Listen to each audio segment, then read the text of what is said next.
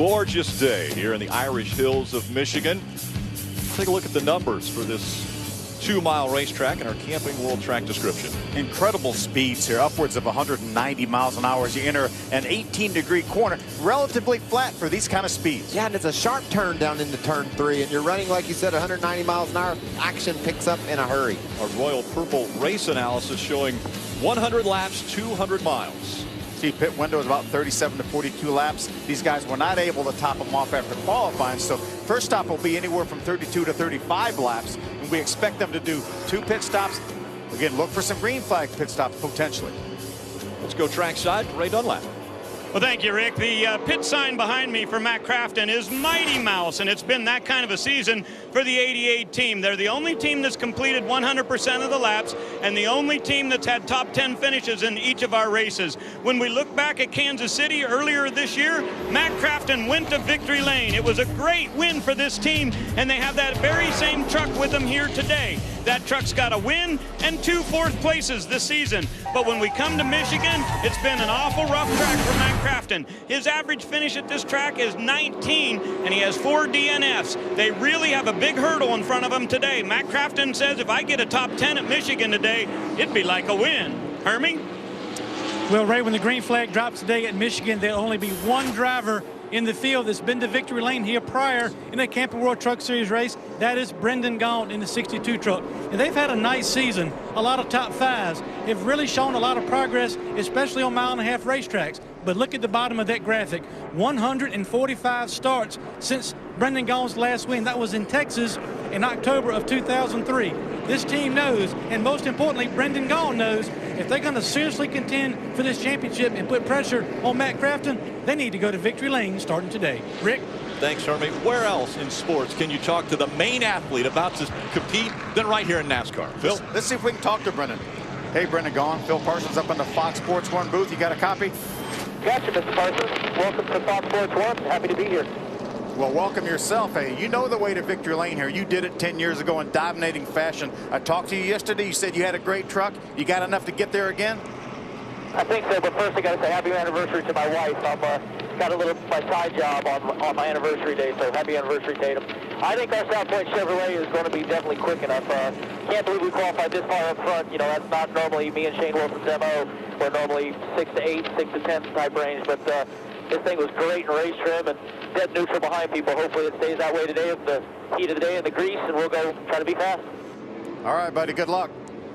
Thank you, guys. So we have Brendan Gaughan.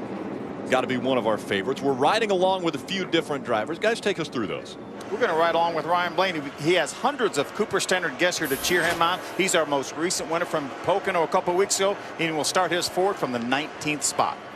Let's hop up to row 5, Phil, and climb on board with Joey Coulter. He's got the Fox Sports 1 colors on his truck. It's a backup truck. Harold Hawley and that team did an amazing job preparing that truck for the qualifying run. Got a top 10 start. The Fox Sports 1 colors all over that truck. Look for Joey Coulter, your pole sitter from a year ago here, to be strong in the race. We're also going to ride along with a driver that finished second to Blaney at Pocono. Miguel Paludo got his best career finish, and he will start his AccuDock Solution Chevy from the 8th spot. Let's go up to the 7th spot and ride along with Kyle Busch. We talked to him before the race. Never got a win here at Michigan. Always close. Always a bridesmaid, never the bride. But today, look for him to weave his way through traffic. The reason why this race is going to be so entertaining on Fox Sports 1 is because the fastest trucks necessarily aren't starting in the front. They're going to come from everywhere, including row 4. And Mikey, you just mentioned big names carrying our cameras starting back in 7th. I mean, Kyle Busch has been so close to winning this race, but he's going to have to come from the 7th starting position if he wants to get up front to win it. How about Joey Logano? He's back in row number 10 alongside his teammate Ryan Blaney. We know they're going to be strong.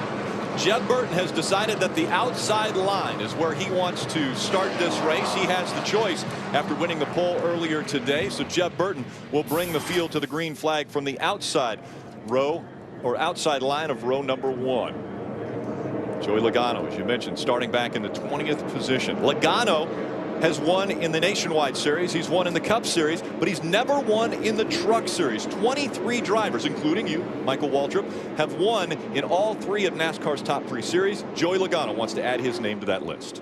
Been close already, and he's going to get that accomplishment done, I believe. But, man, there's all kinds of other first-time winners, Rick, that I believe he's going to have to fight through. Look at Bubba Wallace. He's been strong all season long. And our international flavor, Quiroga and Pluto, both fast week in and week out, Hermie. So who knows who's going to win this baby? Yeah, you guys, we've been talking all weekend long, really, about how this racetrack is being compared more and more to Daytona and Talladega. Well, Mike Hillman Jr., who's the crew chief for Jeb Burton, came on the radio, said something you wouldn't normally hear at Michigan. He said it doesn't matter if we're 5th, anywhere in the top 5 until 10 to go. We're going to start racing with 10 to go and make our way to the front. Ray? Joey Logano rolls off 20th today, but yesterday he practiced being up front and dropping to the back and working that groove and trying to get up and make those slingshot moves. I asked him before the race started, can you get to the front? He said, give me 15 or 20 laps, I'll be there. Don't you love that? He thinks he can race all the way to the front in just 10 or 15 laps. A truck a lap he's got to pass to do that. He's got 100 laps. Why would he want to do it so early? These boys are going to be in a hurry, Rick, and it's going to be evident as soon as they wave this green flag. Watch them flare out and go into turn 1 like it's a one-lap race. Our driver's already talking about saving fuel under caution. Well, they're about to put the pedal to the metal.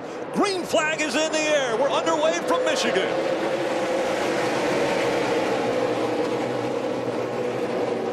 Two and 3 wide already going into turn number 1. That's a huge surprise that we're 3 wide. There are 3 grooves, a little bobble out of Ron Hornaday in the 9, that green truck on the outside. Well, that was 3 wide. Let's see if we can make it 4 down here in turn 3. Turn 3's a lot sharper. And around goes the 29. Ryan Blaney into the wall early. Wow. Blaney was 3rd in the points coming in here. A lot of damage to that Cooper Standard truck. Ryan Blaney, most recent winner in the Camping World Truck Series, won at Pocono and doesn't even get out of turn number 2 in the next race. That explains how tough NASCAR racing is. The last flag he saw was the checkered at Pocono. He only saw the green here, didn't make it another lap. Looked like Bubba Wallace was going to the inside to try to make it 3 wide. Ryan had already committed to the inside of the racetrack, and he had to turn left to avoid Bubba Wallace and couldn't control it. Wow, that's just such a surprise for that young man. Watch Bubba make the move to the bottom. Blaney's already there. They make contact. Bubba's lucky he doesn't go around. Got a tough break for Ryan Blaney. Good friends with Bubba Wallace. Might not be such good friends after this one. Bubba had no idea that Blaney was down there. I don't believe he saw an opportunity to make it 4 wide like we talked about. Was going to jump on that opportunity. Remember, these are young guys, young racers, both Bubba and Ryan Blaney. Not a lot of experience, but a lot of talent and a lot of enthusiasm. Ryan Blaney, just 19 years old. Darrell Wallace Jr., we call him Bubba. He's also 19. Well, there was no intent there. I mean, Bubba Wallace did not realize that Ryan had his front end up beside the 54 truck of Bubba Wallace. That's all about drafting and closing rates. He had a good run off that corner, caught a draft, had a huge opportunity to pass, tried to take advantage of it, and caused a crash. Ryan Blaney climbed out of the truck and will take the mandatory ride to the infield care center. Our first caution out in Michigan. 29 being towed back into the garage. Ryan Blaney couldn't get through turn number 2 without contact from the 54 of Darrell Wallace Jr., and that sent the 29 into the inside wall. There's a lot of things going on that first lap. Check out the congestion up ahead. That big draft is the reason why Darrell Wallace Jr. was able to get such a run, and that caused the crash that involved his buddy Ryan Blaney. They Dougie together. They have fun together. Well, this is from Ryan's onboard. Watch that 54 right there. That's Bubba Wallace. He turns left. He's going to go to the inside of the 60. And unfortunately, Ryan had already had his nose up in there. So unfortunate, too. Cooper Standard, the sponsor on board, they have 2,000 employees here watching, and they don't get through the first lap. This also went on that first lap. Watch now. There's the 3 of Ty Dillon. There's the 98 of Johnny Sauter. Ty moves up. Johnny was going to go up through the middle. Remember, these guys have had some incidents here in recent weeks. They wrecked at Eldora together. They wrecked at Pocono together. Check out the problems these two have had. And it happened again on the first lap. This is at Eldora.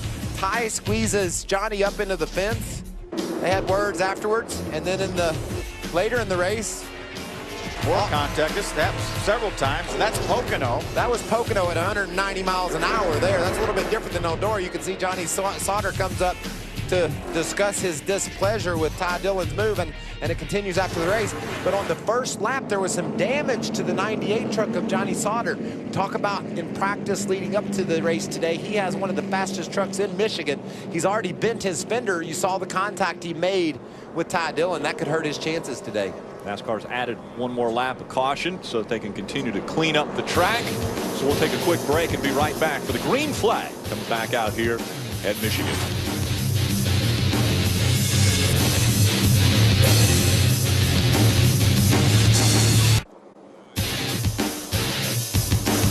Welcome back. Michigan National Guard 200 is underway.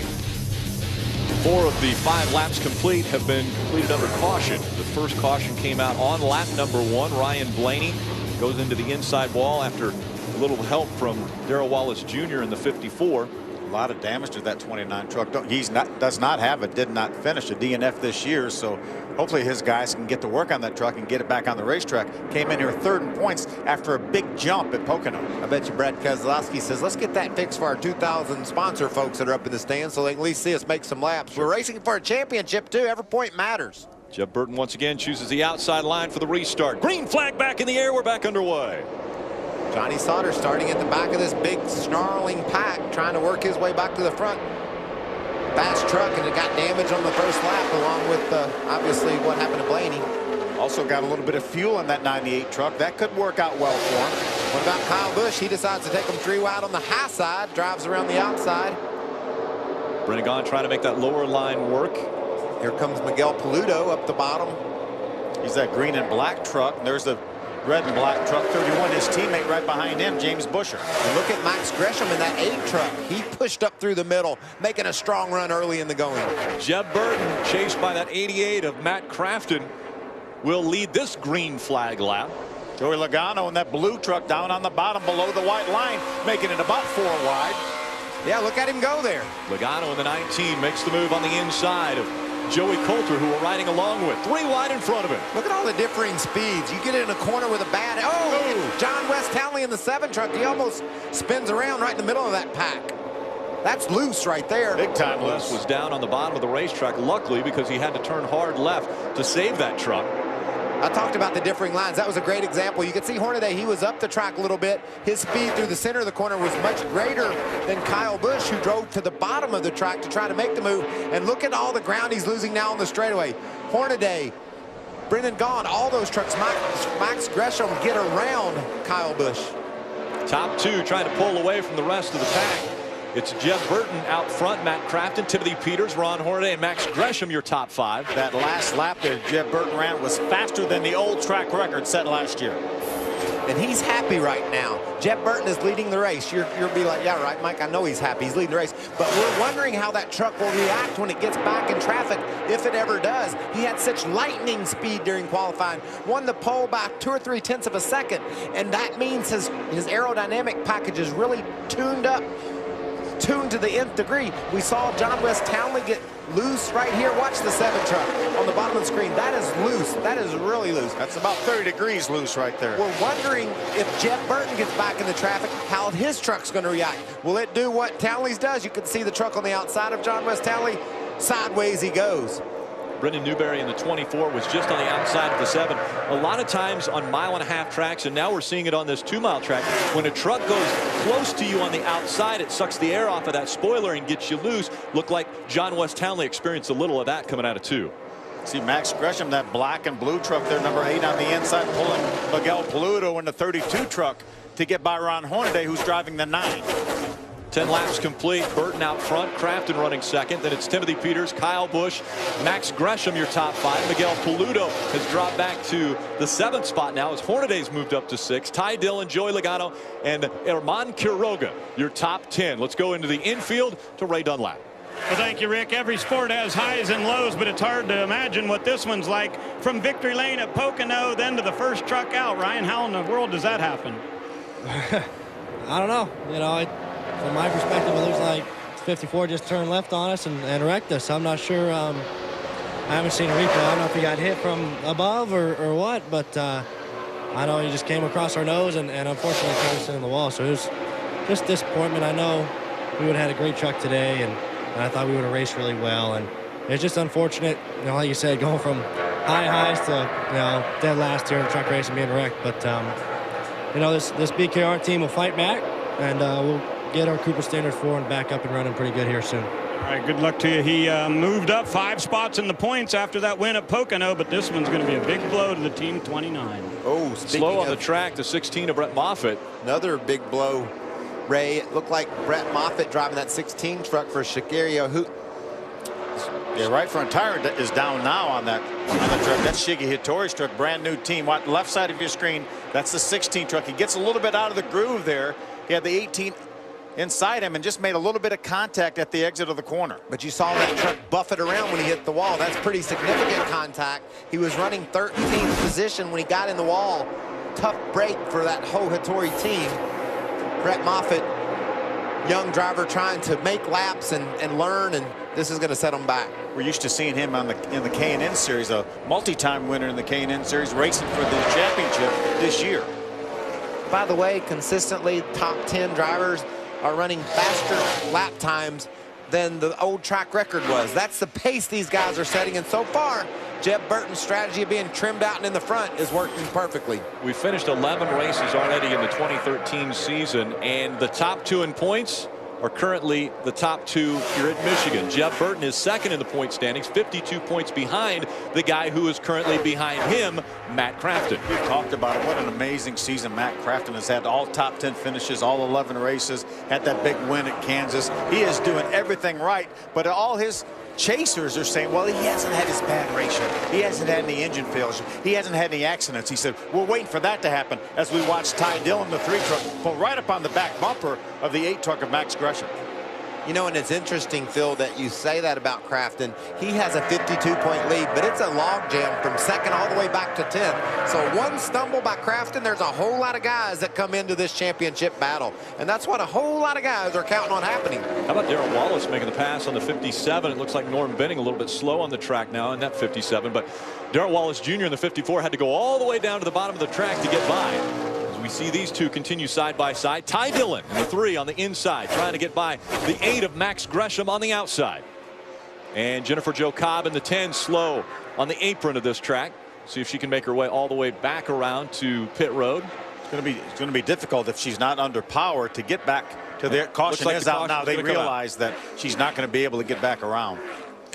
In the setup show, we talked about these trucks are aerodynamic bricks. How do you push them through the air? Well, you got to have about 700 horsepower to push them through the air. Very good. It looks like Jennifer didn't have any, and that's why it came to a stop. Trying to find a way to get into the infield where she won't have to go all the way through turns 3 and 4, and it looks as though she'll do it. Well, let's head out to L.A. for a Fox Sports 1 news update with Julie Stewart-Binks. Under the second caution from Michigan International Speedway as the Michigan National Guard 200 presented by Royal Purple is underway. 17 laps complete of the 100 scheduled for today's race, and quite a few trucks making their way onto pit road under this caution. Differing strategies, some getting fuel only, some going with Goodyear tires as well. Phil, they could only run about 15 more laps, so this doesn't get them into a pit window. They'll still need another couple of stops, but still, you want to make sure that you don't get caught out there under. Have to make a green flag. Exactly. When your competition, you kind of want to do what everybody else does at this point in the race. You don't want to do anything that jeopardizes your chance to win. If the majority of guys come to pit road and you've got a fast truck, you better come with them. An incredible job by Joey Logano's crew to get him out second. He gained 5 spots on pit road, and that's what we were talking about with that experience. The guys that make multiple pit stops, multiple green flag pit stops even every weekend in the Cup Series. Joey Logano and his crew got it done on pit road. Yeah, he probably charged to his box a little bit faster than some of the guys that don't make that many pit stops, because think about this. You've got your spotter and your crew chief in your ear. If you're a young cat, say you're Darrell Wallace Jr., 19 years old, not a lot of pit stop experience, they say don't slide your tires. Well, you creep into your pit box so you don't slide your tires. Joey Logano's done this enough to where he knows he can get in there pretty fast and still not slide his tires. So there's different agendas when you come to pit road, and that picks up all those precious spots and that precious track position. That's exactly what Jeb Burton did. He creeped into his pit stall, but was still able to get out in front. Next on Fox Sports 1, don't miss the premiere of Fox Sports One-on-One with a rare conversation between two NFL legends. Michael Strahan talks with Tom Brady. It's Fox Sports One-on-One that debuts right after the race.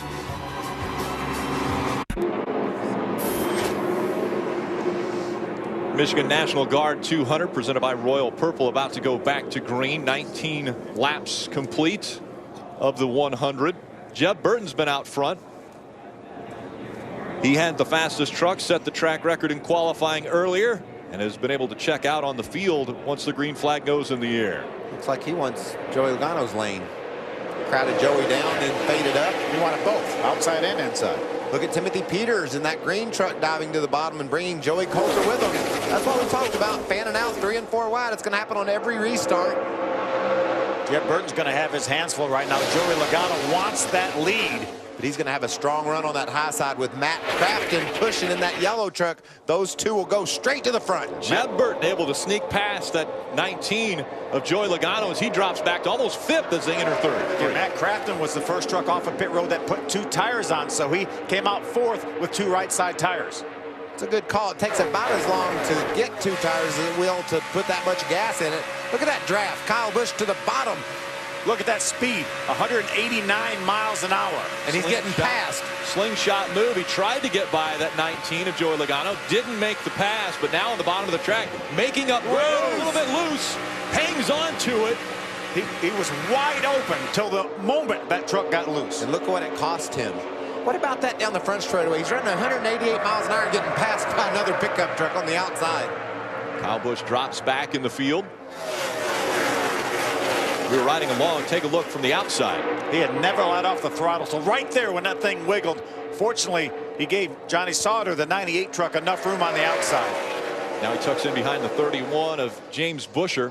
James dives to the bottom. I don't think he wanted much to do with Kyle at that point. Herman Quiroga, the 77 truck, on the bottom of a 3-wide battle. Joey Logano slides out of the middle up in front of the 54. Darrell Wallace Jr. riding along with Kyle Busch once again. Close call there as James Busher came up the racetrack.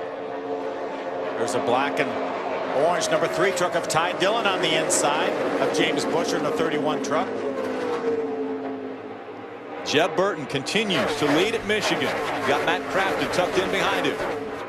Yesterday I asked Matt Crafton, has your philosophy changed as you go into each race now that you have such a considerable lead, 52 points? He said, well, I'm looking for top 5s now. I was looking for wins earlier, but top 5s is what we're shooting for now. How about Johnny Sauter that had to make a pit stop after the contact on the first lap? Oh, watch Paluto make some contact. Paluto into Brendan Newberry. Those two continuing to try to settle for position. 4 wide once again. Joey Coulter moves to the inside. Wow. This is intense racing. You can see everybody's right on the edge of control. That's why when they get side by side, sometimes they get loose. We saw one of the best in truck racing history, Kyle Busch, about lose his truck underneath. But other guys are making a lot of progress. Phil, you touched on it. Johnny Sauter, early pit stop, lost all his track position. He's charged all the way to the 4th spot. Everybody talked about Sauter having the truck maybe to beat today, and it looks like everybody was right. Dakota Armstrong in the 60 just in front of Joey Coulter as they work down the backstretch now, starting to get into single file line. That won't last long. Everybody can breathe here for a moment. There's Johnny Sauter. What about Max Gresham? Great run for Max, but Johnny's got to run on the bottom. Here, if Logano will go with Joey, they can make the pass, but it looks like Joey is going to push Gresham back by Sauter. So you see Sauter down on the inside in that 98 truck. He had the big run, but the aerodynamic push that the 19 truck gave the 8 truck of Max Gresham got them right around Sauter. I think Joey wanted to be around Sauter more than he wanted to be hung on the inside of Max Gresham after he pushed Sauter by. And again, you say push, the bumpers never, they don't touch, but the air is giving them both enough of an advantage that they can get by a single truck. This is very difficult to do what Ty Dillon's trying to accomplish now. Drives on the bottom. Oh, and around goes Max Gresham in the 8. He's going to collect the 98 of Johnny Sauter.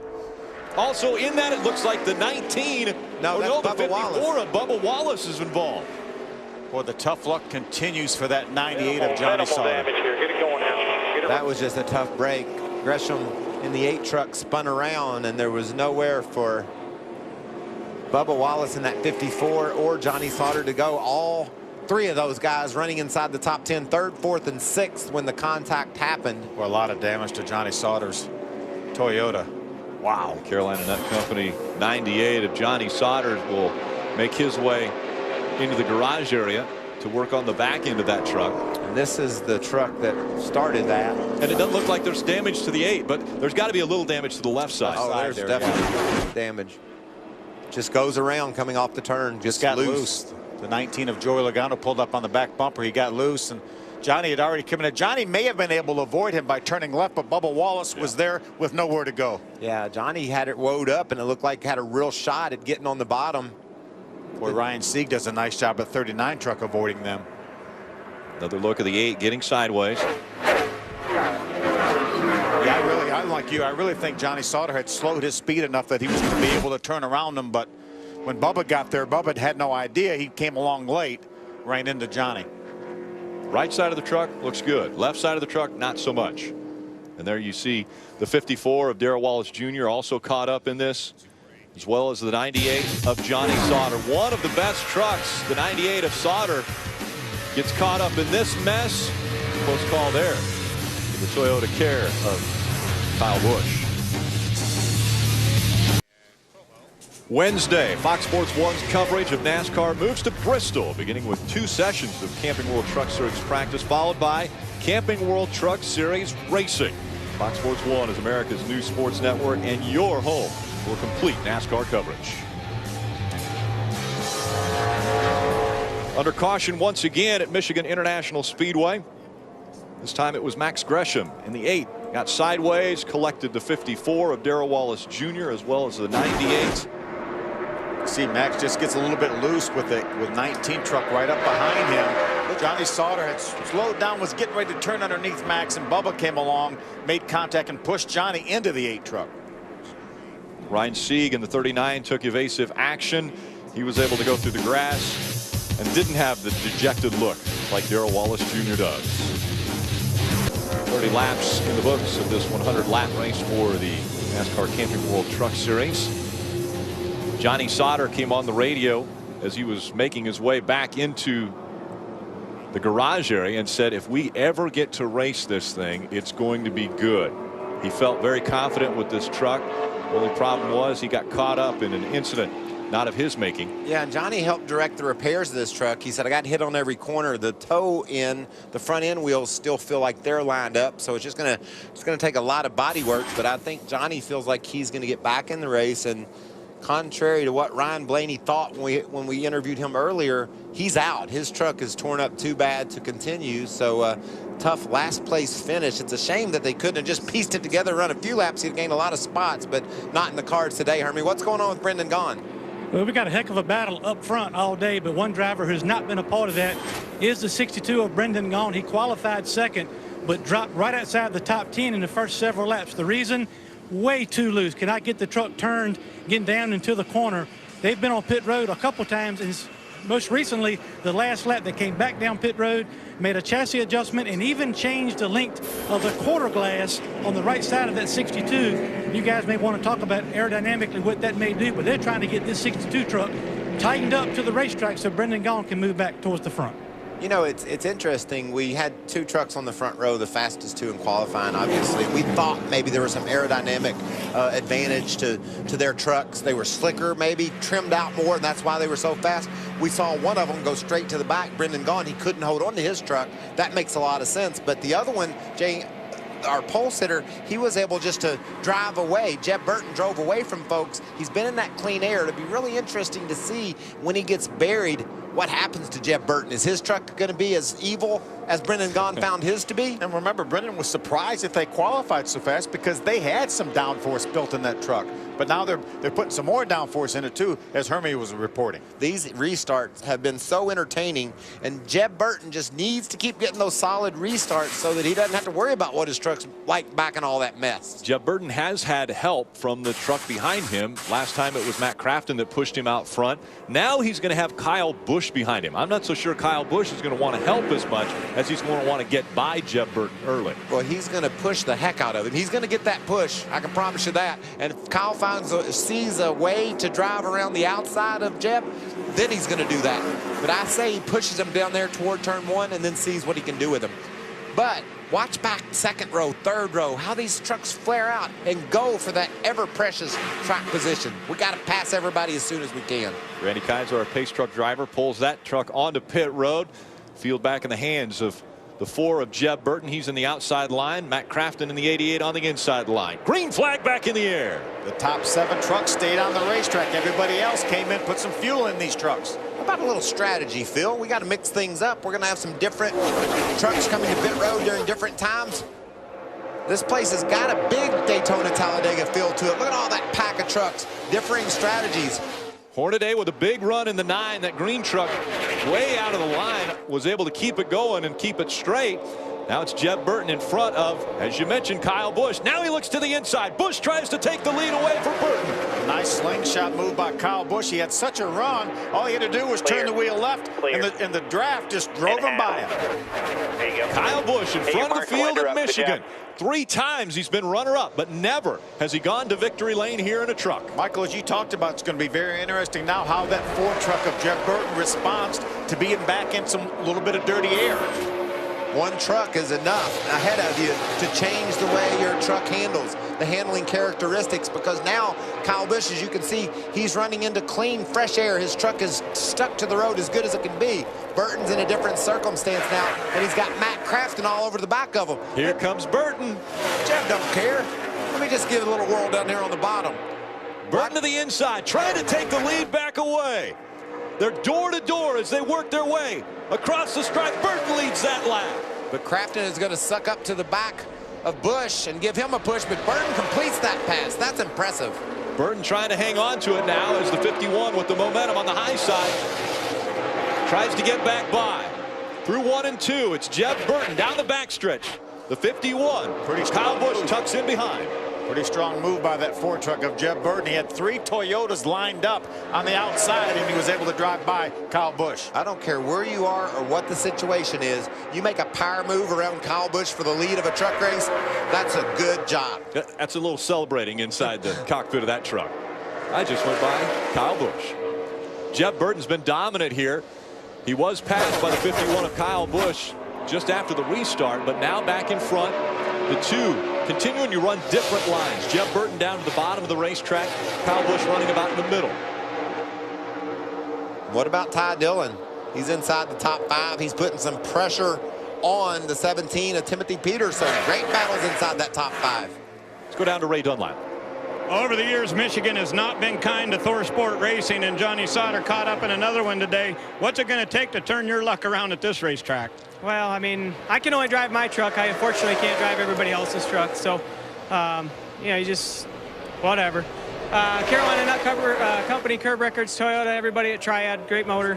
TRD, just, you know, guys get loose. And you know, I tried to check up, and the guy behind you, I don't know if he can't see or if you know, just that much momentum. He runs into you, turns you sideways, and here we are wrecked again. So, I don't know. I felt like all day today, I felt like I had the truck to beat just from practice yesterday. It was super comfortable, and we came from the back to the front there. We even took fuel on that first caution, and just was super stable. Proud of these guys, everybody at ThorSport. Just not the way this is supposed to be, but just a lot of bad luck, and hopefully we can get this truck fixed again. And every time we bring this truck out, it's rocket fast, and we just don't have anything to show for it. So just proud of everybody and unfortunate. Okay, hope you get it turned around. That's Johnny Sauter. Let's hear from another guy that was in that accident. Hermie is standing by with the driver of 54. Yeah, Bubba Wallace out of the care center. I can tell very, very disappointed. Can you tell us what happened on the racetrack to cause that incident? Yeah, first of all, I'm okay, and another apologize to Ryan. We had radio troubles. We still had radio troubles all race, and I didn't know where anybody was, and I completely come down on him. So I hated the end of their day on lap 1. But the wreck right here, I was getting a run on the 98, and all of a sudden, spotter finally says wrecking in front of me. By that time, it was too late. So I ran over the 98, and we got collected. So it's unfortunate. A brand new Toyota Tundra built for this race, and we were going to the front pretty quickly. Yeah, it was like the 8 just lost it there. I don't know. I mean, we just turned Johnny right there. So I had nowhere to go. Just minding our own business, being patient, trying to get our way up to the front. And It just sucks it ends this way. We had a really, really fast Toyota Tundra, so hopefully Kyle or Joey can pull it off for us, and that'll be all right. But big thanks to Camping World, Good Sam, and Toyota and Oakley and Coke on to Bristol. It's Bubba Wallace. Very disappointed with his result today, but certainly a rising star in this series. Yeah, two dejected drivers there that we heard from. Johnny Sauter obviously trying to avoid Max Gresham, who spun in front of him, and Bubba Wallace talking about, didn't hear early enough. It really ultimately has got to fall back in the driver's hands, though. He's got to be the one that sees things happen in front of him. I think we heard a Johnny Sauter there that is just a little bit amazed at what all's gone wrong with his truck. As fast as it was, we talked about him starting in the front, going to the back, and racing his way back to the front. I think he's really surprised that things haven't gone better. We got a battle for the lead. Ooh, it looked like Kyle Busch was going to pull up on the outside, but keep your eye on that 3 truck of Ty Dillon. He's been able to make some strong moves. Right now, he's drafting with Matt Crafton. He's pushed Matt right up to the back of the battle of the lead.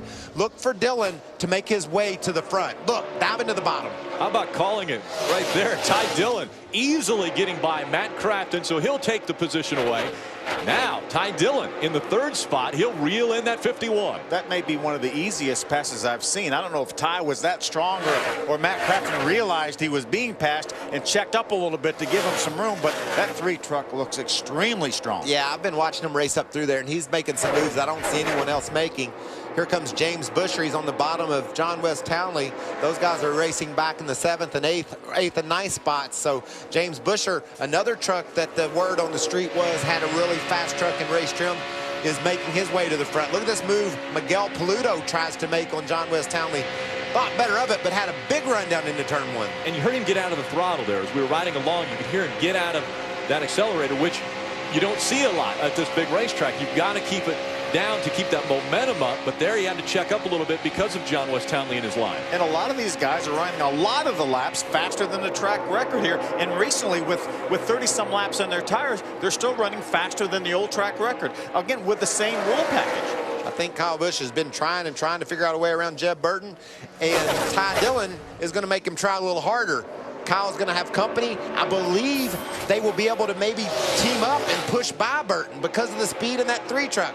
Definitely the fastest truck of those right now is Ty Dillon in the 3. He could get a hold of the back of Kyle Busch and push him to the lead. How big is manufacturer loyalty? Because now you've got a Chevy, a Toyota, and a Chevy. Does Ty Dillon leave the 51 hanging and try to get up there with Jeb Burton? I think Ty Dillon wants the lead, whether it's passing the Chevrolet or Toyota right now. I don't think he's seeing manufacturer. I think he's seeing the lead. Every man for himself. It's interesting, too, to see that move Matt Crafton made when the 3 of Ty Dillon got there. Matt just sort of laid over and let him go. We heard him talk early in the season about he had to win, he had to win. Now with this huge point lead, he's thinking he just needs to top 5 it to win this championship, and maybe that's why he laid over and gave that spot away. He's still in that top 5. And Hermie, we've been watching what the 3 of Ty Dillon has been doing on the track. What have you been saying on the radio?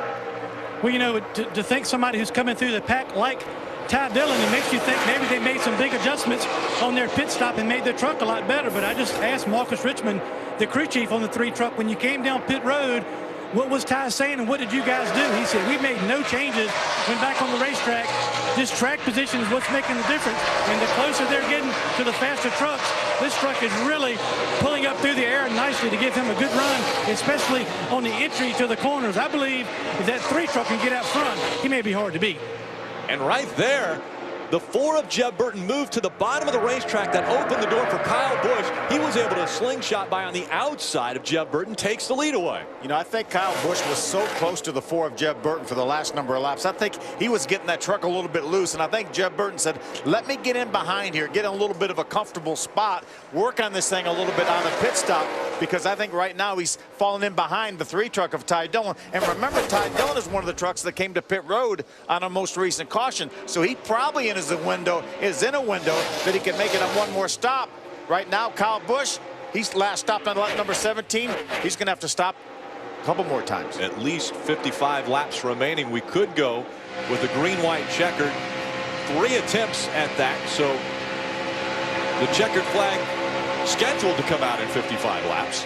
These 2 are still trying to figure that 7th spot out, but just look how fast Ty Dillon got around Jeb Burton. He didn't mess around with Jeb at all, passed him 1 lap. Kyle had to work on him forever, and look where Ty's wound up now, right on the tailgate of Kyle. So the 3 truck is definitely faster.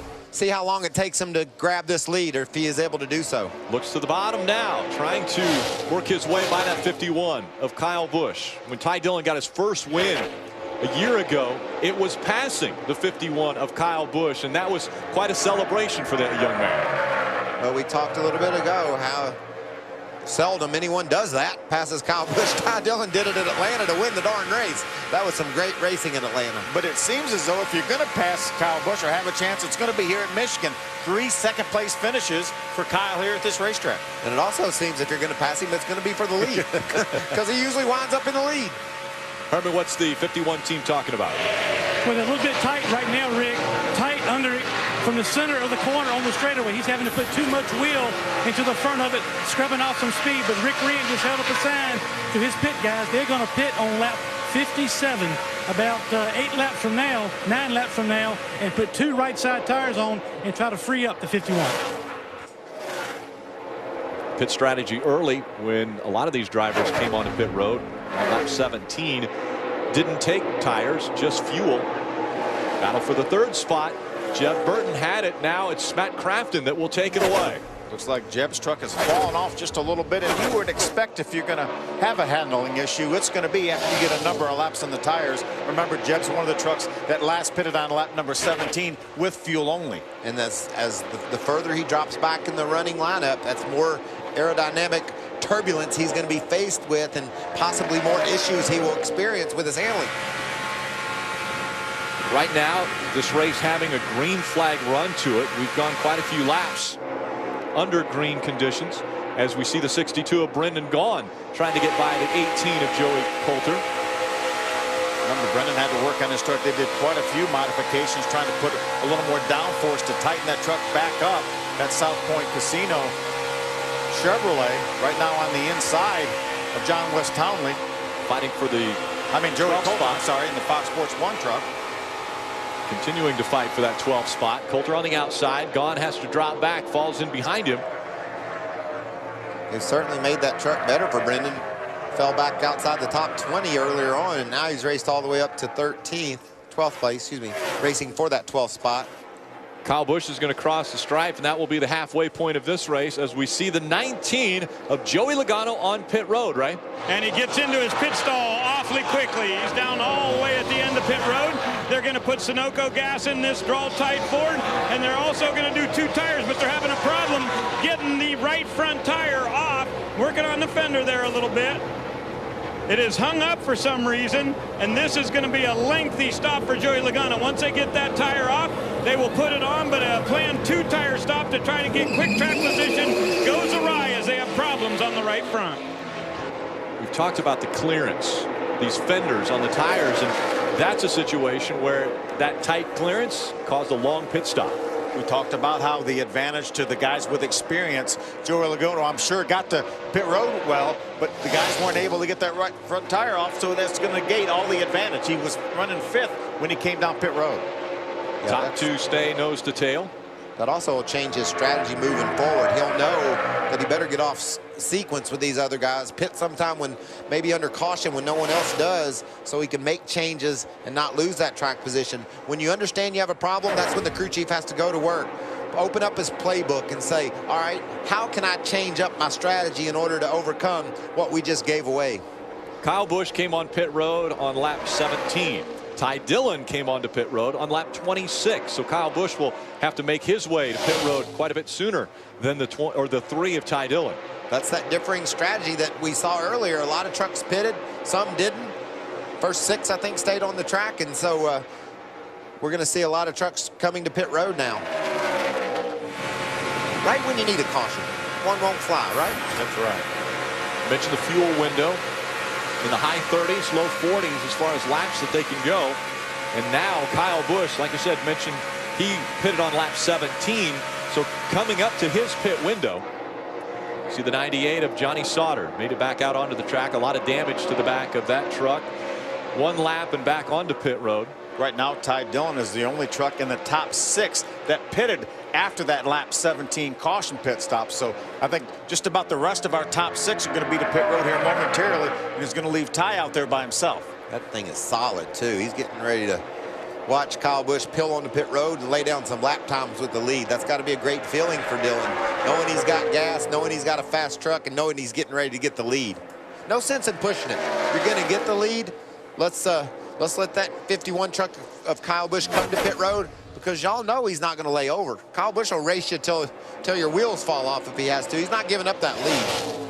Guys like Crafton and Jeb Burton also pitting on lap 17. We know they've got to pit. They've been falling off of the pace that these top two have been able to put down. So should they come to pit road a little bit earlier? Maybe get fresh tires, fuel, get back out on the track, try to gain some ground on these two.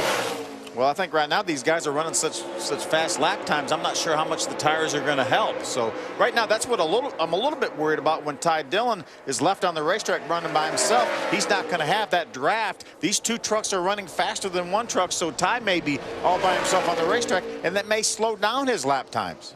You talk about the significance and the importance of the draft, Bill. Back in the 7th spot, James Busher last time by was our fastest truck. He's running 7th, obviously getting some pull, getting some help. There's that caution and a caution for. Debris in turn 2. Looks like a spring rubber. Sure is, with a little bit of a handle on it, so the pit crew guys can snatch it out of there if they need to. And that thing flying through the air could bust a window, knock a nose off. Oh, definitely. A lot of things go that through a could go radiator. wrong. Right. It looks as though Joey Logano will be the free pass recipient. So a huge break for him. What could have been horrible had he not been in line to get that free pass with his caution flag. He's already made his green flag pit stop. Logano is the first truck that's a lap down, the highest scored lap down truck. So that would be why he would be able to get that free pass. And just as you talked, Michael, they know they're going to have trouble getting that right front tire off. You see Max Gresham with a flat left rear tire. Now may be the time to come in. He's got nothing to lose. He has the free pass. He's going to start at the back of the pack anyway. Take your time. Put 4 more tires on that truck. And no, we're not going to change right sides again. We're not even going to try it. That takes care of that problem. And that's what you're looking for. A chance to switch things up, change your playbook, pull out a different one. Michael, you were looking at how many laps we have to go. Could somebody stretch it? Get all the way to the checker with just this stop? Oh, there's probably somebody going to try, and it's right on the edge, Rick, as fate would have it. Let's get a few caution laps, and we're definitely going to try to take advantage of a full tank of fuel and making it to the end. And we may see some guys come in and top off as they give the 1-to-go signal, too. 44 laps remain, just on the outside of what we've talked about, the fuel window or pit window for these trucks. Kyle Busch in front, Ty Dillon running second.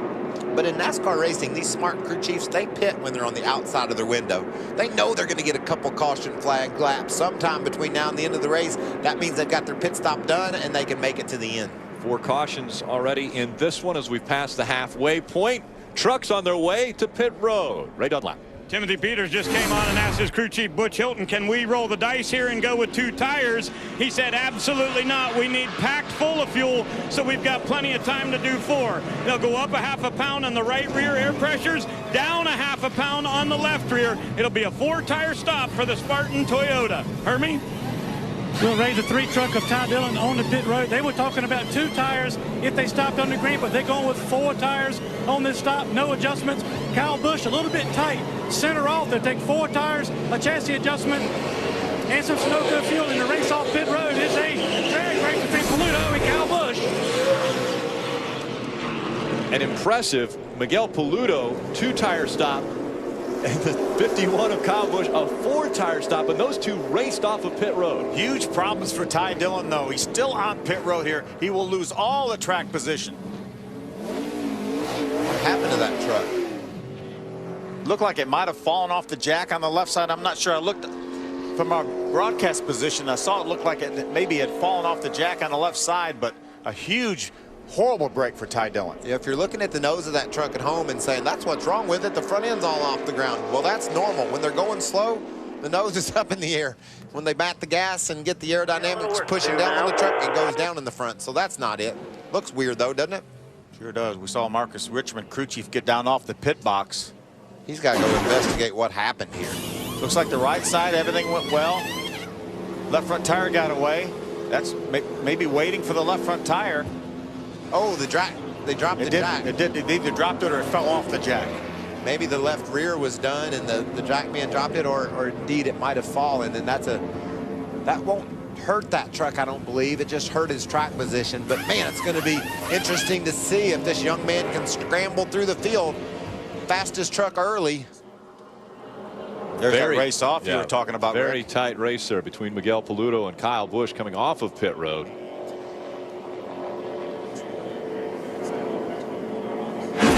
'88 of Matt Crafton also getting hit with a penalty. Tire went out of the pit box, so he'll have to restart at the back of longest line here at Michigan.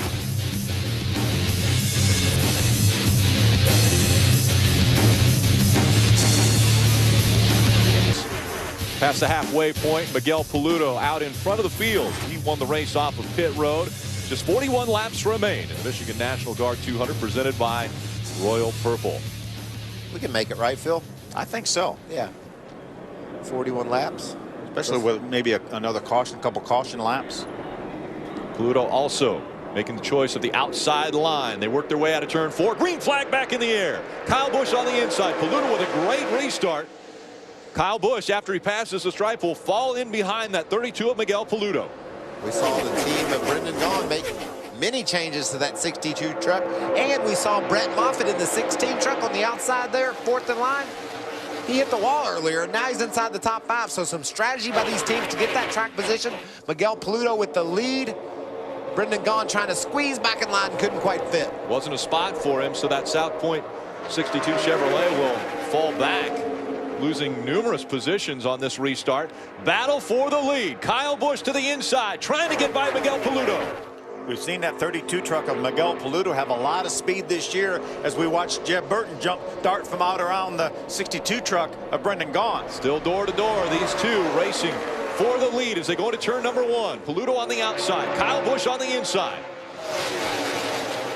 What about Miguel Paludo? He wasn't about to lay over. He's fighting hard on the outside. Here comes some help from behind. Brett Moffitt is going to get a run on Kyle Busch. Kyle squeezes back in line. Really fast running here on the front, on the back straightaway. Kyle Busch was able to lead that last lap, so he gets credited with now leading at 15 laps. The most laps led have been Jeb Burton at 41 laps early in this race.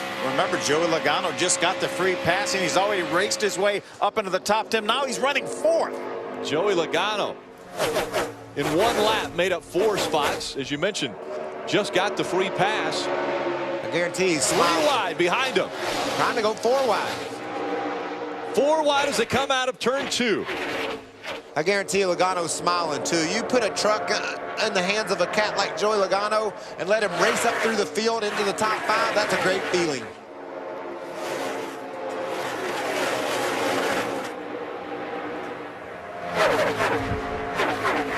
A lot of pressure being put on the 32 of Miguel Paludo by Kyle Busch. Ron Quiroga in the 77 has Ty Dillon behind him. These guys know right now that that may have been our last caution flag, but we may race this thing to the end. We don't want to be hung back in 8th or 10th spot without a chance to win. Speaking of that, you see a couple of our tough trucks in the back. There's Ty Dillon and Matt Crafton still in the back. Coming off of turn number 4, the 19 of Joey Logano. Wow, what a close call.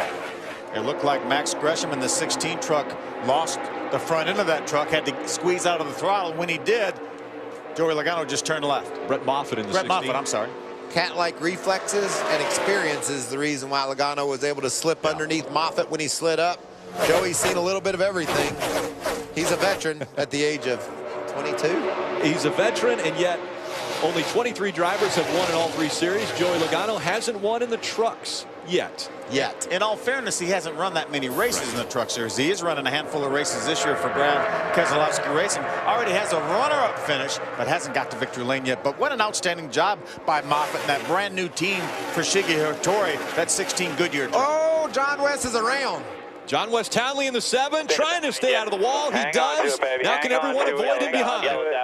They do. And he avoids the wall. He was running in the 6th spot. We saw him earlier in this event almost spin around, and it got away from him that time. That looked a whole lot like what we saw Max Gresham do and collect some other trucks. So luckily, nobody hit Townley. He needs to be careful. That right rear tire is flat, and it could do a lot of damage to that truck if it blows out. A couple drivers decided to go down pit road to avoid the sliding 7, which is perfectly okay to do. Yep, as long as you decrease your speed on pit road. You see, it just gets hung out. He's running all by himself. He does a great job keeping it out of the outside wall. Stayed in the throttle until he got into the grass. All the other competitors doing an outstanding job to avoid him. I mean, another view watch. He's just running along in the groove there. Virtually running wide open, though. I think that's what it's really interesting for the folks at home to understand. These guys leading the race, running in 7th or 8th. Coming to the bottom, clear on the top, stay up there. They're all running on the edge of control. It doesn't matter what position they're in. They're running those trucks as hard as they can go. Watch these evasive moves made. Ty Dillon smart right down pit road. Dakota Armstrong as well. They give him as much room as you can to allow him to stop that truck. John West Townley goes around bringing out caution number 5. And these caution laps should be enough cushion for these guys to be comfortable to make it to the end. So the 7 of John West Townley will make his way onto pit road to get at least right side tires. Michigan National Guard 200 presented by Royal Purple continues here on Fox Sports 1. Under our 5th caution at Michigan International Speedway. This time it was John West Townley that goes around. Michigan National Guard 200 presented by Royal Purple. And so they go to work on the right side of the Zaxby's number 7 of John West Townley. You don't always get a chance to spin around at 180 miles an hour and get new tires and just go again, try more. It's a pretty good break there, Phil. Yeah, and he gives him enough fuel that he knows he can get to the end of the race. Turn this into a positive somehow. Put a little wedge in it. Adjust it, get it where he can charge. He can make it all the way to the finish.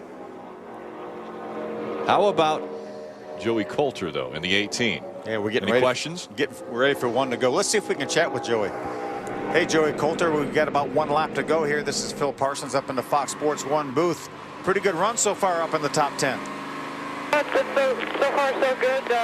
You know, the guys did an awesome job at this Fox Sports 100 getting the backup out and really nailing it. I mean, they hit it right on the money. So I'm excited for these last few laps here and look forward to getting to the front. All right, now since that's a backup truck, is that Fox Sports 2 you're driving, or is it Fox Sports 1 also? This is Fox Sports 1.5. It's a good hot run. We've raced this truck a few times this year, and like I said, the guys did a fantastic job getting this thing right on the money right off the bat. All right, buddy, we appreciate it. Give that thing a good ride the rest of the way. We got it. Appreciate you guys. We don't have a channel, Fox Sports 1.5, so let's call it Fox Sports 2. We have one of those channels, and we have a Fox Sports 1, not a 1.5. Well, Joey's done a nice job of ushering us up to today, the launch of Fox Sports 1. That truck's been a part of the story all weekend. I think it's very impressive what Harold Holley and that team was able to do, pulling out a backup truck, getting it set up to where Joey Coulter can race inside the top 10. And he's not done yet. I think he thinks maybe a top 5 finish is in his future. And he qualified in the top 10 without 1 lap in that truck. He's going to restart on the outside of the 88 of Matt Crafton. It'll be Miguel Paludo and Kyle Busch making up row number 1. Then it's Timothy Peters and Joey Logano just behind him in row 2. Brett Moffitt, Brendan Gaughan back there in row 3. Then it's Jeb Burton and James Busher in row 4. And our top 10, Matt Crafton and Joey Coulter making up row 5. Green flag back in the air. Miguel Paludo back on the gas. He got a great jump last time on Kyle Busch. Well, dead even that time, weren't they? Yeah, and look at Timothy Peters trying to think about looking on the inside. Peters' strategy has been solid, Phil. We talked about yesterday. He had a fast truck. He was able to quit practice early, loved what he had, and look at him up in the 3rd spot, racing for the lead off turn 2. There's Logano on the outside following the 32 of Paludo. Logano in the blue truck. That's going to get Kyle Busch out of the way. Paludo's going to clear Busch, and here comes Logano with him. Joey Logano trying to push that 32 of Miguel Paludo out to the front and follow behind to hold on to the 2nd spot. And Logano's going to take 2nd away from Kyle Busch. Kyle will whip up to the high side ahead of Brendan Gaughan. Timothy Peters in the 17 green truck back to the 5th spot. Boy, it looks like you can get down on the bottom like Brett Moffitt in that 16 blue truck is and get hung out to dry, just like we're at Daytona Talladega. Now trying to choose the right line. Joey Logano has been able to work his way up after getting the free pass to the 2nd spot. Now trying to get by Miguel Paludo. That'll mean the safest way to make a move will be around the high side. Who has the truck to drive around the high side, though? We haven't seen a whole lot of it. Looks like Kyle Busch is testing the waters up top, seeing if there's anything there. You get somebody squeezed down to the bottom, they'll fall out of line instead of you. We saw the 3 truck of Ty Dillon make some nice moves on the inside. His truck was strong right on the bottom of the racetrack. Now he's in the middle of on the inside of a 3-wide battle. Jeb Burton down to the bottom of the track in the 4. Matt Crafton moves up the racetrack in that 88. See Kyle Busch now down to the inside of the 19 of Joey Logano. Behind him, the Racing 4 position. Look at that big push. Brett Moffitt in the 16 is able to give our point leader, Matt Crafton, allowing him to clear that pack. Logano trying to hold off the 51 of Kyle Busch. Those two racing for second. Kyle was waiting for the words he wanted to hear. Clear. He never heard it because he never quite cleared Logano. Joey fought back on the outside. Good run at the bottom of the track. Here comes Brendan Gaughan. A move on the outside, but it's Kyle Busch who moves up to second in front of Joey Logano. Wow. Looks like Brendan Gaughan got there just a little bit too late for Joey Logano. Didn't give him that aerodynamic push he needed to hold Busch off. Kyle to second. Our leader, Miguel Paludo, was loving those guys racing side by side. Now he sees that 51 truck of Kyle Busch looming large in his mirror. And it looks like Kyle's thinking about that high side. Made a move to the top, but Miguel's done an amazing job in the front. 2 tires, got that track position, and has been able to hold it. Riding along with Kyle Busch. We'll see what line Miguel Paludo chooses. A little bit higher line, so Kyle Busch tries to go down a little bit lower, and then you see Miguel Paludo pinching it down just a little bit lower as well, trying to take the air off of the hood on the front end of that 51 of Kyle Busch. You got to be driving out of your mirror right now if you're Miguel Paludo. You don't want that 51 truck to do anything that'll surprise you. If you're not watching what he's doing, you're not doing your job. So you got to multitask. We need to make a turn at 180 while looking in the mirror. And Kyle Busch goes on the bottom one corner. He goes to the high side on the next corner. Again, the air on the front end of these trucks so important. Kyle Busch, whenever Miguel Paludo chooses a line, chooses a different one. So now he's going a little bit lower. Miguel Paludo pinches it down once again. Kyle Busch stays behind him. We're 3/4 of the way through this race, and Miguel Paludo just ran his last lap faster than... Oh, and around goes the 77. Herman Quiroga trying to hang on to it, trying to stay out of the inside wall. He'll kiss the wall with the back and then smash that right front into the wall as well. That was looked like he was going to save it, not get it on that inside wall. He was running in the 14th position. That was he nearly kept that thing out of the wall, but just barely clipped it. A lot of damage to his body, and it looks like his suspension as well. You can see it's not tracking properly. So the caution comes out for the 6th time. Now the question is 25 laps enough to come in and do something to your truck and lose track position but still be able to battle to the front? I think if I have enough fuel, I think I want to stay out, because I don't think tires would be much of an advantage. We've had enough caution laps since most of these teams pitted on lap number 57. I think I want to stay out and keep my track position. Plus our leader got 2 tires, and he's holding off all those guys that got 4, so you never know. These crew chiefs might have something up their sleeve, maybe making a late adjustment on the truck. Oh, wow. Just a classic example of getting loose down on the inside of another truck and driving it all the way to the end. You got to give Herman Quiroga a lot of credit there. He never gave up and almost kept it out of the wall. Yeah, he turned it left right here to avoid driving that 24 truck of Brendan Newberry into the outside wall. Trying to hang on to it, keep it out of the inside wall, just kisses it with the back of the truck, and then it comes around and slaps the right front. So damage to the 77 of Ron Quiroga, bringing out our 6th caution. Great crowd on hand here in Michigan. It's going to be a sprint to the finish for the Michigan International Speedway, Michigan National Guard 200. Inside of 23 laps remaining, and running second is Kyle Busch. I don't think he wants to stay there though, Hermie. He does not want to stay there, but they He does want to stay on the racetrack. They did not pit. His crew chief, Ryan Fiegel, did not want to give up that track position and get back in dirty air in lap traffic. One comment, though, Kyle Busch made on the radio was he asked his spotter to relay to NASCAR to ask the 32 of Miguel Paludo to keep pace on the restart. He thought Miguel Paludo was slowing down to try to get a run on a restart, so Kyle has asked NASCAR to keep an eye on that. Ray Dunlap. I'm keeping an eye on Joey Logano for you, Hermie, and he is driving a truck they call Hutch. He said it is awesome. Whether it's in dirty air or clean, he feels like they've got a truck good enough to win. Now, remember, they last pitted back on lap 50, so for a while, they were very concerned about whether or not they would have enough fuel. But with this caution, Chad Kendrick, the crew chief, gave me the thumbs up, said they are fine, they're ready to go, and Joey Logano says, I wanted to kind of drop to the back and run through the pack again. It's a lot of fun. Chad said, I like our track position just where we are. Well, and we could have a situation where two Cup drivers gang up on these Truck Series regulars. You've got Kyle Busch on the inside of row number 1 and Joey Logano on the inside of row 2. The two of them could work together to move right to the front. Remember, we talked at the very top of the show about how experience could play a factor. I think we're done with our pit stop, so that part of it's out of the equation.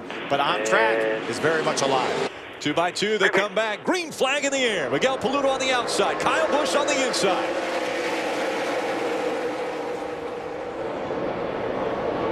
Look at Logano giving Kyle that push. That's experience, Phil, because he knows Kyle can handle it. He knows if he pushes on him a little bit, he's going to be okay. On the outside, though, here comes Paludo trying to fight back. Busch moves up in front of him and grabs the lead. And he can thank Joey Logano for that. Joey pushed him enough, but look what it's going to cost Joey. Joey Coulter moves all the way to the bottom of the racetrack in the 18, gets by that 19 of Joey Logano, and Joey Coulter moves up into the top 5, running in the 5th spot. Watch Joey Logano fight back underneath the 60 of Dakota Armstrong. He's trying to push Kyle Busch by for the lead, cost him all those positions. See Jeb Burton now, the Ford truck going by on the inside. He's caught in the middle. He said to his crew chief he wanted to go to the back to run to the front again because it was a lot of fun. Well, I think he got his wish that is going to come true now. I don't think he really wished that. Did the 51 beat Miguel Paludo to the line? Bit of an advantage there for Kyle Busch, and he took that advantage of beating Paludo to the line to grab the lead. I think the NASCAR officials will watch that, and did Miguel Paludo go first? If he went first and just wasn't able to get up to speed, then to me that would be a good no call. And the reason we bring that up, most recently Jimmie Johnson had to check up because he was in front during a Cup race. They made him go to the back after that restart, so a lot of drivers worrying about making sure that the leader of the race gets to the start-finish line first. Kyle Busch out in front of this field. Miguel Paludo running second. Brendan Gaughan, Timothy Peters, and James Buescher, your top 5. And Joey Coulter, he runs in the 6th spot. And Jeb Burton, after winning the pole earlier, has dropped all the way back to the 14th position. What's going on, Hermie? Well, Rick, we want to keep an eye on him because he was on pit road on this most recent caution, the only one of the leaders that came down pit road since he got back in traffic. His truck has been very, very tight. So they came down pit road for 4 tires, Sunoco fuel, and tried to free Jeb up and try to race his way back up to the top 5. Guys, we talked about it. That Ford truck looked so good out front, but we wondered what would happen. It was so much faster in qualifying than the rest of the field. We wondered what would happen to that truck when it got back in some dirty air, and obviously it's not as good as it was out front. It hasn't gone well at all. He's gotten stuck in the back and hasn't been able to make any progress. On the other hand, there's been other trucks. Joey Logano comes to mind. Johnny Sauter early in the race that were able to drive through traffic. So it's definitely the truck and not the track or conditions that enable these guys to go or not. We saw Ty Dillon able to make his way through the field. Ty Dillon right now runs in the 8th spot. Miguel Paludo running so strong in that 32, holding on to the 2nd spot, just behind Kyle Busch. A year ago, it was his teammate, Nelson Piquet Jr., who played the fuel mileage strategy and was able to get his win here at Michigan. Remember, he parlayed a spin. That's what caused him to have to use that strategy. He had to come to pit road, put tires on it, but that was the pit stop that really put him in position to get that win. And now it's Kyle Busch out in front, looking for his first win in the trucks at Michigan. Big run by the 88 of Matt Crafton down to the bottom of the track, trying to go by 3 trucks through The trial, and it just doesn't get by Joey Coulter, and now that outside line starts to move again. Oh, and Crafton wiggles up the hill, loses his truck, and is able to hang on to it, but all that gain lost. What a run he had off of turn number 4, but then lost it all at the bottom of the track. We had Ty Dillon pushing his former teammate, Joey Coulter, to prevent that pass from happening. Dakota Lagana moving up the racetrack. Dakota Armstrong did not give him room. 3 wide on the inside. Brent Moffitt right in the middle. Brendan Newberry, and on the outside, Jeb Burton. 3 young drivers here in the Truck Series. They're racing for the 14th spot here, just outside the top 10. Burton really needs to dig down deep. He's racing Matt Crafton for this championship. Crafton's a couple of trucks ahead of him. Burton doesn't need to give away any more points. Crafton's not on his game today, so be nice to make some progress. What about Miguel Paludo? He hasn't gone anywhere off the back of the 51 truck of Kyle Busch. He's hanging right in there along with Brendan Gaughan and James Busher. These guys are all over Busch. Be interesting to see if they can make the move. Here comes Ty Dillon. We talked about him coming through the field and having problems. He's now up to the 6th spot. Final 15 laps. Joey Coulter riding along with him in the 7th spot. Looking forward to the 3 of Ty Dillon. Kyle Busch wants to mark off Michigan as another track that he has been able to win in the Camping World Truck Series, and he's out front now. 200 presented by Royal Purple. Out front, Kyle Busch looking for that elusive Michigan truck win. But the trucks on the move have been the 3 and the 17. Yeah, the 17's been solid, but it's the debris on the racetrack. Carcass of one of the tires came off. It's on the track. I'm guessing a caution will come out. Yeah. Sure enough, it came off of Brent Moffitt in the 16. Well, that's heavy contact in the outside wall. That 16 truck, he hit the wall earlier in the race, overcome it, was running in the top 5, and then something happened again, got into the wall. He might have cut that right front tire down. How about a 7-lap shootout? Yeah, for the end of this one. How about a wide open 3 wide crazy restart we're fixing to see? You can see up till he goes, maybe a right front flat like you said, Phil. He had some damage to the right side, maybe eventually cut a tire for him, and this damage will do him in. Yeah, the carcass is going to eventually come off that tire and land on the racetrack. There it is right there. But there, Rick, interestingly enough, late in the going, James Busher really has begun to move forward. And Ty Dillon, we've talked all day long about how fast Dillon's truck is. Busher and Dillon will restart in the 3rd and 6th spots, respectively. I believe if you put James Busher right on the inside with Miguel Paludo, I'm sure Kyle will take the outside. We could see him dive to the bottom and make them 3 wide right off the bat. That would put Brendan Gaughan behind Kyle Busch if Kyle decides to take the outside line. And James Busher will be on the inside of row number 2. Ray standing by with his crew chief.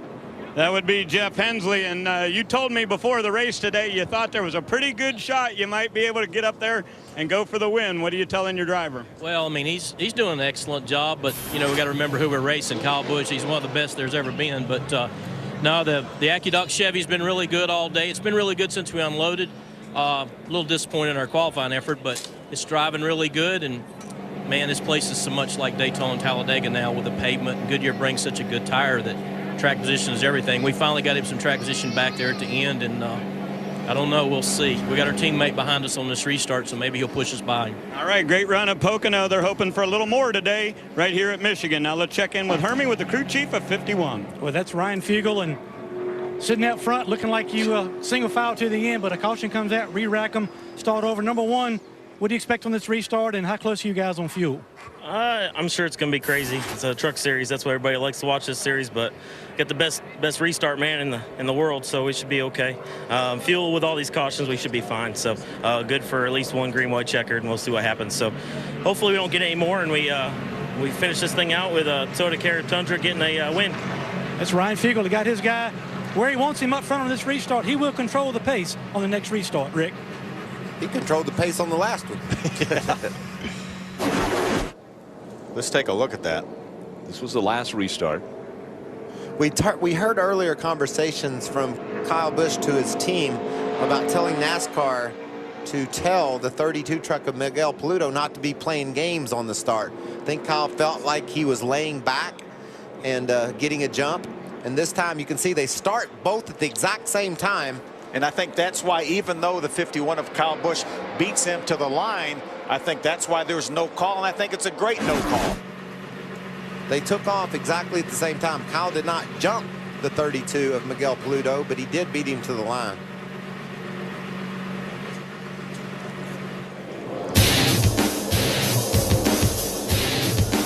Field will go 2 by 2 here momentarily as we will get ready for what could potentially be the final restart. Michigan International Speedway. Stay with us.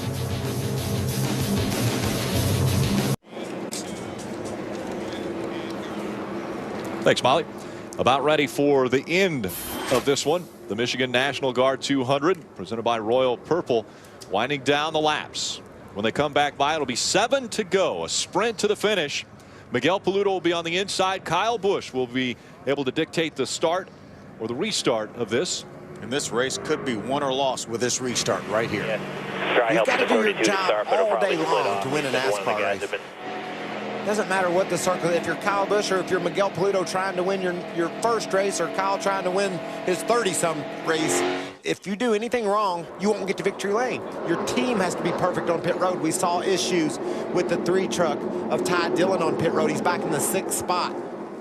And Kyle's got to hit his shifts perfectly. It's important the guys back here in row 2, James Buescher, Brendan Gaughan, those 2 are going to be pushing. Kyle Busch or Miguel Paludo. Back in row 3, Timothy Peters and Ty Dillon.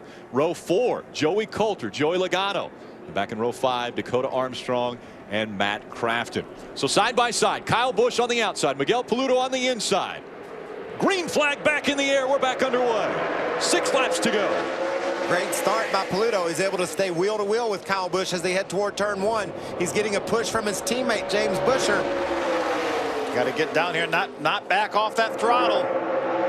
They stay door to door all the way through turns 1 and 2. Now down the backstretch. Paludo with a little bit of an advantage, but the momentum for the 51 of Kyle Busch gets him back out in front. Paludo trying to get help from his teammate James Buescher, who goes all the way to the bottom of the track. The 62 of Brendan Gaughan comes up to challenge for the 2nd spot. That's going to hurt Paludo. Gaughan's going to get by him. If he can't get in line, the whole world's going to go by him on the outside. We saw that happen to Joey Logano a number of laps ago. Now Joey's fighting back. He's tucked in behind the 3 of Ty Dillon. 5 laps to go. Busch trying to check out on the field. Oh, it's tough rowing down there where Paludo is. You can see him getting loose. He's able to slide up the hill, but he doesn't have his momentum. There goes Buescher to the inside. What will Dillon elect to do? He's going to push Paludo so that he can grab that spot away from the 31 truck of James Buescher. I think because he thinks the outside is the place to be. He doesn't want to get caught down in the inside. What about our man Brendan Gaughan? Here comes Brendan. Won here 10 years ago, and he can taste victory. Brendan Gaughan running 2nd has closed the gap now between he and Kyle Busch. 4 laps to go. See those 3 trucks lined up on the outside trying to get by the 31 of James Buescher. Paludo, the 32, the 3 of Dillon, and the 19 of Logano. Down to the bottom of the track goes Kyle Busch in the 51, race leader. Brendan Gaughan at South Point, 62, running 2nd. Here comes the 31 of Buescher. A great run. He's going to go to the bottom and battle for 2nd. Oh, he gets a little bit loose. Kyle Busch gets loose. Kyle Busch gets loose. Here comes James Buescher. 3 wide as they come out of turn number 4 for the lead. Buescher has it now. Here comes the 32 of Paludo to the bottom of the track. He's 2nd as they cross the stripe. 3 laps to go. Look at this big push that Ty Dillon is giving Kyle Busch. They're back on the back tailgate of Buescher. Here comes Kyle Busch once again. James Buescher out in front. Kyle Busch runs 2nd. James Buescher, our defending champion, has not been to victory lane this year. Desperately wants to get there. What a move he made up in turn 4. He went 3 wide and grabbed the lead late in the going. Through turns 3 and 4, Kyle Busch right on the back bumper of that 31 of James Buescher. Now to the high side he goes, trying to get the momentum back up. Even goes up into the gray area above the groove. 2 to go now for James Buescher. This could be a lot like Daytona and Talladega in the sense, Phil, you get a bit of a gap and a push, an aerodynamic push. That might be what it takes to win. So as Busch falls back, that could be part of his plan. He's going to get a shove from Dillon. Could they shove right by Buescher? Here comes Ty Dillon in the 3. He's running 3rd. Joey Logano has made his way up into 4th. Big move out of line there for truck back in the 14th spot. Look like Joey Coulter. This time, when they come back by the stripe, white flag will go in the air one more time around here in Michigan. Out in front, James Buescher looking for his first win of 2013. White flag in the air one more time. What does Kyle Busch have planned? Is Ty Dillon going to go with him? Into turn number 1. Buescher, Busch, 1 and 2. I think James Buescher was watching the mirror. He saw Kyle Busch turn to the bottom of the racetrack, and he came down. Here comes the push. Kyle Busch getting a little bit of shove from Dillon. Dillon decides to go low. They've dropped back. It's 4 truck lengths back from James Buescher. Kyle Busch has finished this race second 3 times. You can take it from here. Might not get it here. Coming out of turn number 4. His first win of 2013. Your defending champion, James Buescher, wins at Michigan. For you, son. I love you, buddy. That was amazing. What a great move by James Buescher. He put it on him up there in turn 4. Thank you. Good job, bud. Oh, yeah. One happy bunch down there. That Rheem Chevrolet will be going to victory lane for the first time in 2013. Trying to defend the championship. We got this, guys. And they start off the second half of the season in victory lane. Give up, bud. Kyle Busch Never finished give up. second for the 4th time God's got the at finish Michigan. on. Ty Dillon with a strong truck comes home in 3rd. Let's hear from the winning crew chief. He's with Hermie. Well, the winning crew chief is Mike Shelton. Never a bad way to win a race, but how about passing Kyle Busch and holding him off in 3 pressure pack laps to win the first race ever on Fox Sports 1? Yeah, that's big for us. I just want to thank God.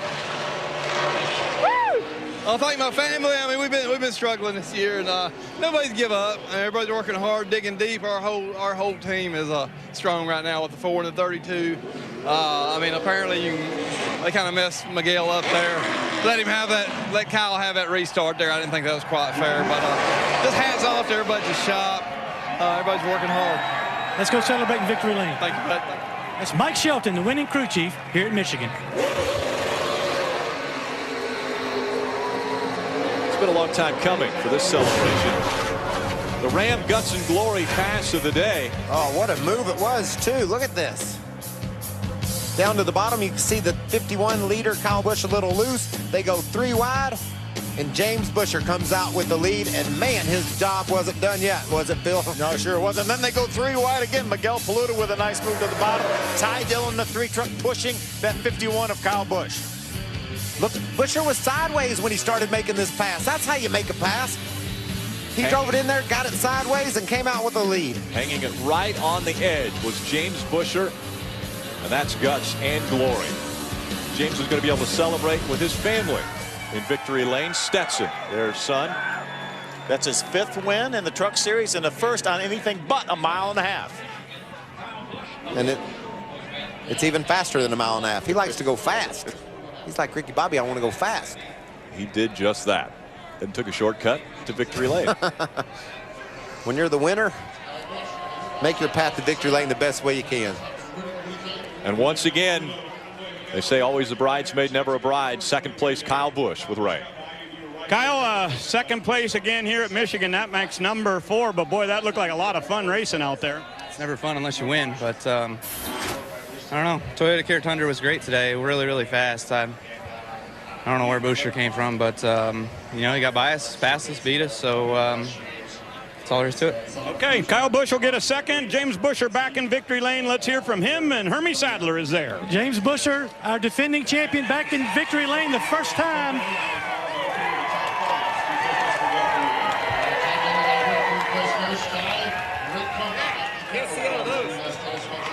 Been a while since we got that Gatorade bath, and your team, by the way, does that as good as anybody. Welcome back, champion, to victory lane. Man, this little guy, his first time at the racetrack. We got Stetson in victory lane. Proud papa right now, but man, I gotta thank everybody on this team. They never give up. You know, Rheem coming on board with us this year. finally got onto victory lane. Fraternal Order of Eagles, X side, you know, Ariat boots, Tag Heuer eyewear, Alpine Stars, Bell helmets this week.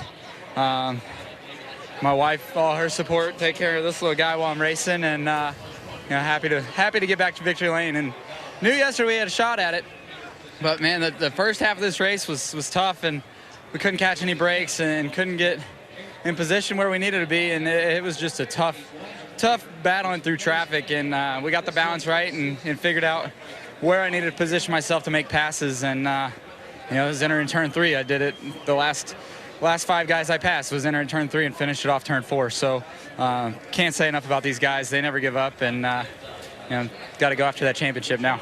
James Buescher hopes to hit his stride again and go for back-to-back championships. Son Stetson with him here in victory lane. Rick? Thanks, Armick. What a great race. Yeah, take a look at those point standings. James Buescher has moved up to 3rd now with this win, so he gains a spot. But yet another top 10 for Matt Crafton. Just solid all day long here. Another top 10, 12 in a row. You tune in to Fox Sports 1, you're going to see amazing battles all the way to the finish, and I think today was the race that shows you that. 5th win for James Buescher, our defending champion.